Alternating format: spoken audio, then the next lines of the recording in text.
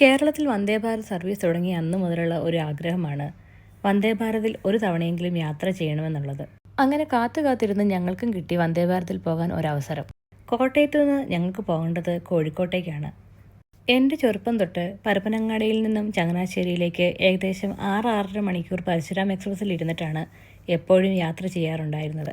അങ്ങനെയുള്ളവർക്ക് ഈ വന്ദേഭാരത് എക്സ്പ്രസ് ഒരു വലിയ അനുഗ്രഹമാണ്. 3.5 മണിക്കൂർ കൊണ്ട് കോട്ടയത്ത് നിന്നും കോഴിക്കോടിനെത്താൻ സാധിക്കും.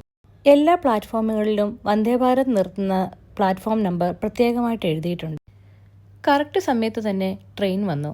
എക്സിക്യൂട്ടീവ് ടിക്കറ്റായിരുന്നു ബുക്ക് ചെയ്തത്. കയറിയപ്പോൾ ടിക്കറ്റിൻ്റെ കാര്യത്തിൽ ഒരു ചെറിയ മിസ്കമ്മ്യൂണിക്കേഷൻ ഉണ്ടായിരുന്നു. എങ്കിലും TTR വന്ന് അത് പരിഹരിച്ചു തന്നു. എല്ലാ സീറ്റുകളിലും കുടിവെള്ളം വെച്ചിട്ടുണ്ട്. അതുപോലെ തന്നെ മലയാളത്തിലും ഇംഗ്ലീഷിലുമുള്ള പത്രവും ഉണ്ട്. കോട്ടയത്ത് നിന്ന് ട്രെയിൻ എടുത്ത് ഒരല്പനേരം കഴിഞ്ഞപ്പോൾ തന്നെ ഞങ്ങൾക്ക് എല്ലാവർക്കുമുള്ള ബ്രേക്ക്ഫാസ്റ്റുമായി അവർ വന്നു.